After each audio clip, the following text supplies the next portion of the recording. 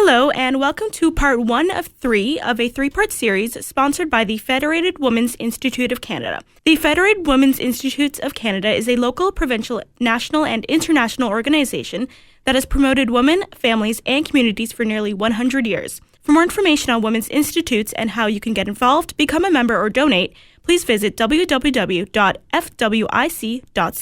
First, I have here with me Elaine Tully and Wendy Hamilton of the FWIC. And can you just tell me a little bit about the FWIC? And the FWIC stands for the Federated Women's Institutes of Canada. It's a mouthful, but it is basically an organization that is for personal growth, family, and community action.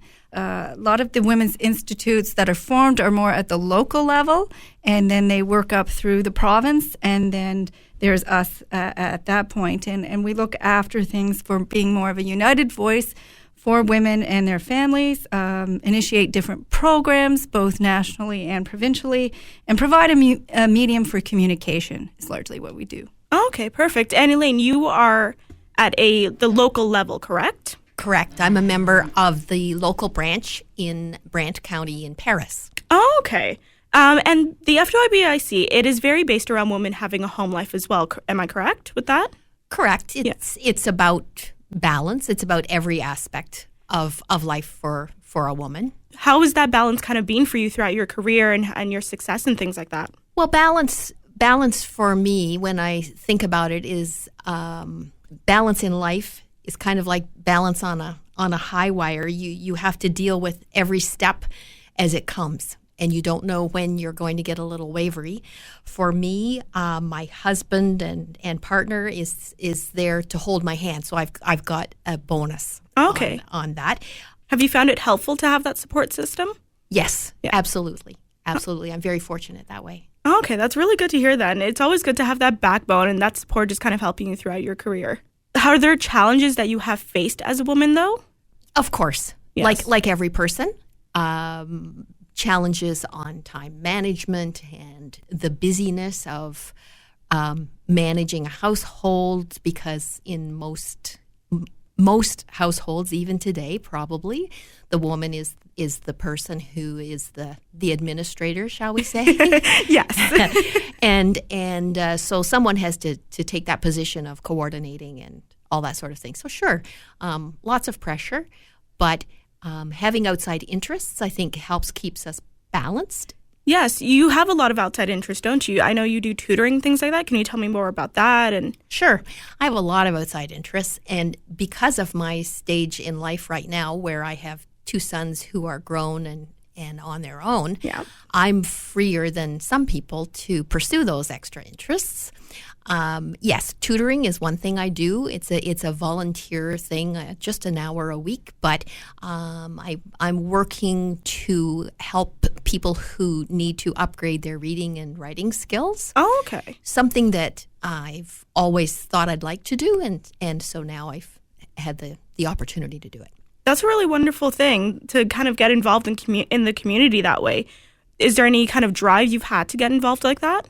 I've certainly had an example. My parents and even my grandparents. I grew up in a rural community where they were very involved in a large number of volunteer organizations. Oh, okay. So that's been the model that I grew up with, and so for me, it was just natural to make myself available to organizations that work that way. Oh, okay, nice. Back to you are at the Paris Women's Institute, correct? Correct.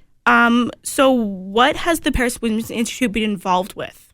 Well, it's a new organization. We're just about to celebrate our first anniversary. Okay. So we've been involved with a number of different things, like every WI, where we fundraise and help other organizations within the community.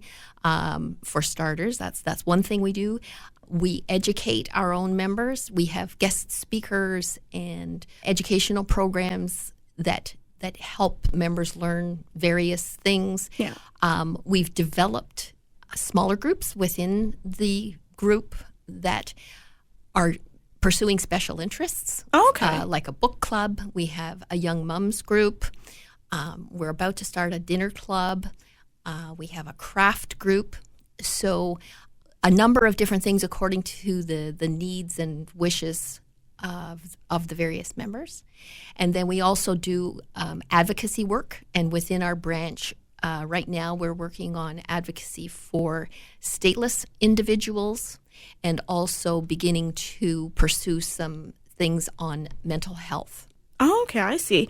So what else, is there anything else in the future that you'd like to see WI women get involved with? I think the big thing with WI is the flexibility that it offers for its members. So we tend to listen very much to members and what their interests and wishes are. The critical thing going forward is to make sure that we stay in tune with all of our members and provide what is going to work so that the organization stays vital. Oh, okay. Wendy, is there anything else that you'd like to see for the future? Well, not so much for the future, but we are in the midst of it doing now from a national level. And so we do ask from the provinces and filters right down to the local branches, such as Elaine's, is that right now we're looking at for 3 years to work with Sheltered Voices.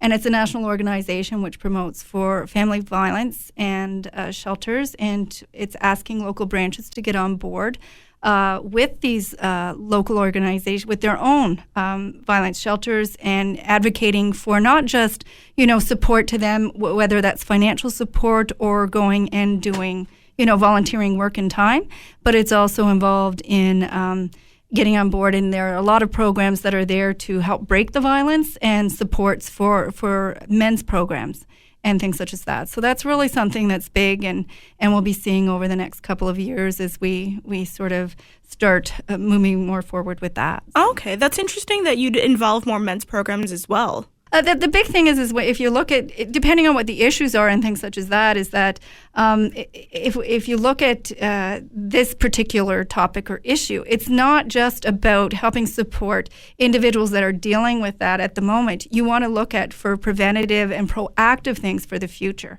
And I think that's the big thing that we're starting to see the change over. Oh. It's not just being reactionary, but being proactive as well with women's institutes and with the FWIC. Okay, so that's a really good change that they're kind of making. And I know that you said that you're trying to make a change for the future and kind of come into the 21st century, correct? Yes, that's absolutely correct. If you look historically at WI or women's institutes, they started with grassroots from rural communities. We are now outreaching into larger areas. It doesn't just have to be women that were more isolated. It's about women today. Elaine was just mentioning it, that we're isolated in our modern society because we have so much technology, but we don't socialize as much. So it's bringing people together and women together for different interests that may be, as it was in the past, WI used to get looked at as being, they would be relief for the war effort and do crafts and things such as that. But we're looking at doing far-reaching more than that. But it also has a large social component so that you don't feel so isolated in today's society. Exactly. I feel social media does have an easy outreach to different people, and it's a new platform to really take advantage of because it's so easy to connect with a lot of various people, even across the world, across the country especially. That's actually something very interesting that you comment about reaching across the world. That's a big thing about women's institutes and about FWIC is the whole movement started here in Canada in Stoney Creek. Yeah. In Ontario, and it's outreach to the UK. We belong to the Association of World Women, which is a sub to the United Nations. So we're very involved in more than just our local communities, but making a difference for everyone and for our world in that. So and that whole thing about social media, definitely we're using it a lot more and seeing a lot of responses and people being very proactive and not seeing things as the old way of doing things. But yes, you can go and have some fun meetings and do some fun stuff and don't have to follow the old way of doing things. That's really great, especially trying to connect, I guess, to a younger generation. That might help too. Yeah, I think it's younger as much as it is a middle generation as well. A lot of our members have been, we have a number that have been around, 30, 40 years as WI members.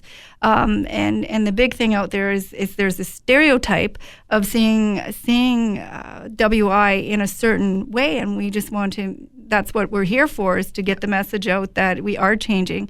And then there's a lot of different things, and it's being flexible, as what was mentioned before. Oh, okay. That's very good then. And I think having the WI, especially back to the support system though. Elaine, you said you grew up as part of the Women's Institute with your mother. Yes. So can you tell me a little bit about the importance that you feel of creating that support though between women